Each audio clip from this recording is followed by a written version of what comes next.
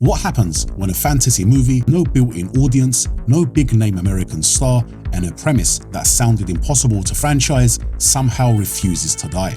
A French newcomer played a Scotsman, a Scottish legend played an Egyptian, and the movie that barely made any money somehow turned into a sprawling franchise no one expected. So how did this project go from a single, unconventional film to one of the strangest, most persistent cult franchises of the last 40 years? Let's find out. This is the history of Highlander.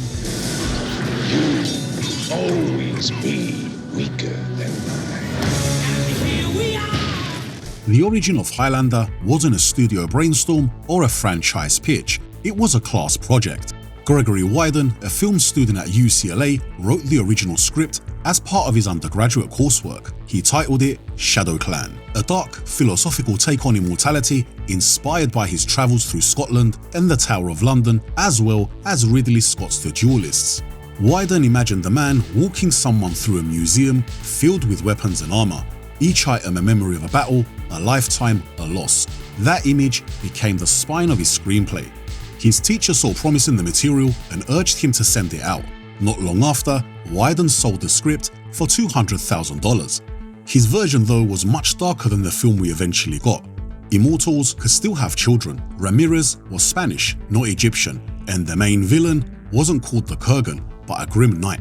The producers saw potential but needed to lighten the tone and sharpen the mythology, so they brought in two veteran screenwriters, Peter Bellwood and Larry Ferguson, to rewrite the script. Bellwood and Ferguson turned the script into something lighter, a fantasy with heart, humor, and a sense of spectacle.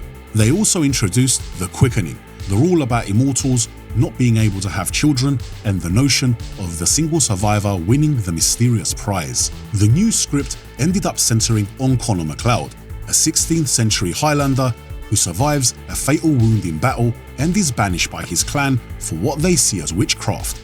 A mysterious mentor named Ramirez takes him under his wing, training him in swordplay and explaining the rules of this ancient conflict.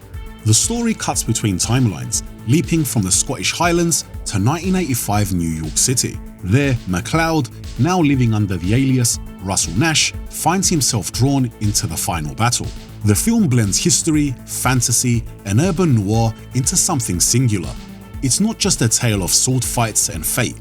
Beneath the spectacle, it wrestles with the burden of immortality, the grief of watching everyone you love die, the weight of centuries of loss, and the hope that maybe, just maybe, life still has a meaning even when it never ends.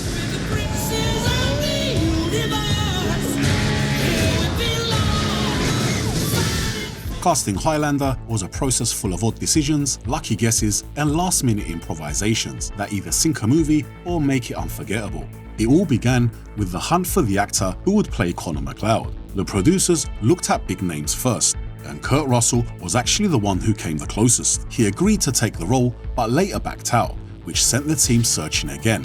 Mickey Rourke's name was also mentioned, but that fell through also. The real turning point came from director Russell Mulcahy. While flipping through a magazine, he stopped on a photo of Christopher Lambert from Greystroke. Something in Lambert's eyes caught him instantly. The production team didn't know who Lambert was, and they weren't sure if he was the right choice. Mulcahy, though, didn't hesitate. He pointed at the picture and said, "That's the guy." There was one problem though. Lambert didn't speak English. His agent swore it wouldn't be an issue. When Mulcahy and producer Peter Davis met him, the reality hit hard. According to Davis, Lambert could barely say, "Hello, my name is Christopher." But the deal was done, so the production brought in a language coach who stayed on set throughout filming. It was a gamble that paid off, especially in Europe. Lambert's presence gave the film a strange, ethereal quality. For the role of Ramirez, the immortal mentor, they went with Sean Connery, James Bond himself, and he wasn't cheap. He was contracted for filming for just 7 days, but Mulcahy managed to film every necessary angle in time. Then there was the Kurgan. The role was initially offered to Arnold Schwarzenegger, but he turned it down, thinking it was too similar to his roles as Conan or the Terminator. Clancy Brown, a young actor at the time, took the role and made it his own. He wanted to inject subtlety into the character, proposing a more understated look. The producers disagreed, and instead, the Kurgan arrived on screen in full biker leathers, sneering and howling like a metal album cover brought to life. And yet Brown's performance stole the show. The Kurgan was over the top, grotesque, and unforgettable, the kind of villain you didn't just fight, you survived. Rounding out the main cast was Roxanne Hart, who played Brenda Wyatt, a forensic expert drawn into the unfolding mystery of MacLeod's life. Highlander's music came from two powerful but very different sources: composer Michael Kamen and the legendary rock band Queen. Together, they created something that was bold, dramatic, and deeply unusual.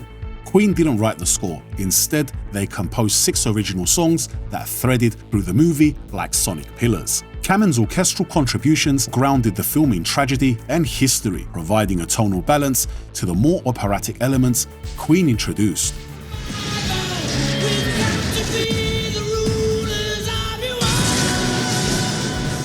When the movie was released in 1986, it struggled to connect with mainstream American audiences or critics.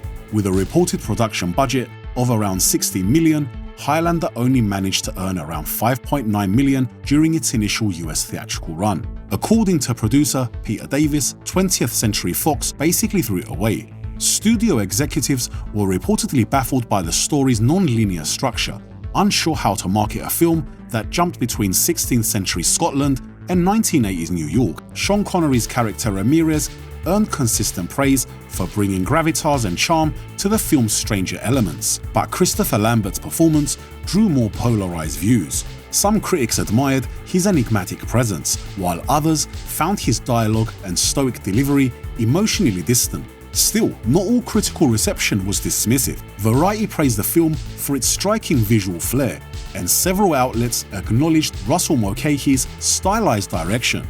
Queen's musical contribution also stood out, with reviewers pointing to the score as one of the film's high points. Outside the US though, the reception told a different story. In Europe, especially in France, audiences responded much better. Where American audiences struggled to make sense of Highlander, others saw its strangeness as part of its appeal. French audiences turned out in strong numbers and finished the year amongst the top films in France. The overseas success helped recoup costs and played a crucial role in keeping the franchise alive. While the studios viewed the property as a misfire, the European success gave producers enough justification to push forward with a sequel, even though the critical and commercial reception of that sequel would prove to be a total different story. Highlander wasn't shot like a traditional fantasy film. It wasn't even approached like a normal action movie.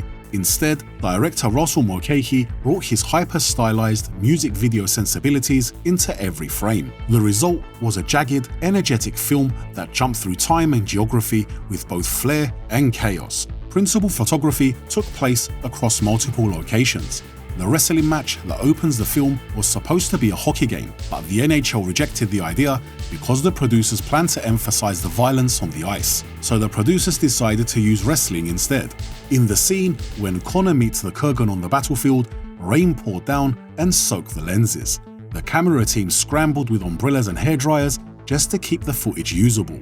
One of the film's biggest fights, the rooftop duel between MacLeod and the Kurgan, was initially conceived as a different spectacle entirely.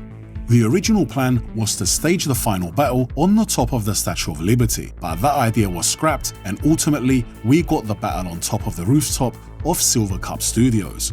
Other illusions were more subtle. Alleyways that were set in New York were actually filmed in England. Even Sean Connery's voiceover narration, the iconic opening monologue, wasn't recorded in a studio. Instead, it was done in the bathroom of his Spanish villa because they forgot to film it during production. The recording was played to producers over the phone who approved it without realizing it had the bathroom echo. The sword work was done by a veteran swordmaster, Bob Anderson. Both Lambert and Brown trained hard and long and eventually became quite good with the swords. To create the illusion of sparks on the swords, the effect was done by putting a car battery at their feet and running wires up their arms to produce the current that created the sparks when the swords touched. But the movie wasn't all stylish lighting and location cheats. It also came with a messy, sometimes hostile production atmosphere.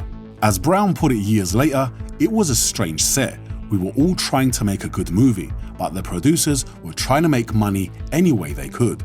Once filming wrapped, Highlander entered a new phase of struggle. The transition from raw footage to finished film was anything but smooth. One of the biggest decisions came during the US theatrical cut. Roughly 8 minutes of footage was removed, not due to pacing concerns, but because the distributors doubted that American audiences would respond well to the material.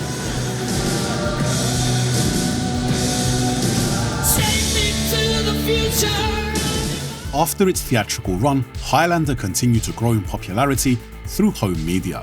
The film was first released on VHS, but its major revival came with the DVD editions in the late 90s and early 2000s. Several DVD editions were issued over the years in different regions, some featuring bonus features such as interviews, commentaries, and behind-the-scenes material. The film eventually made the jump to Blu-ray, offering an upgraded picture and sound quality. Over the following years, that concept was extended, rebooted, and reimagined in almost every form imaginable. The original film gave rise to 4 direct sequels, each met with a wildly varying degree of reception. It also spawned the Highlander TV series, which focused on Duncan MacLeod, a different immortal from the same clan. The show ran for 6 seasons and outlasted the box office footprint of the film that inspired it. On the pop culture front, Highlander became endlessly quotable and frequently parodied. The line, "There can be only one," repeated through the film, became shorthand for everything from sports rivalries to ironic memes. There can be only one. In the end, the answer is simple. Highlander lasted because audiences found something in it that the studio never saw. What began as a troubled release gained strength through the people who connected with its idea, its style, and its emotion. That's why it survived, and that's why it's still remembered today. Next time, we're taking a look at another 90s action film built around a rising star. Until then, if you missed our deep dive into the movie Drive, starring Mark Dacascos, you can watch that now. You look like Miss Daisy. I should be driving, you know fucking well. Thanks for watching. Please like, subscribe, and I'll see you in the next one.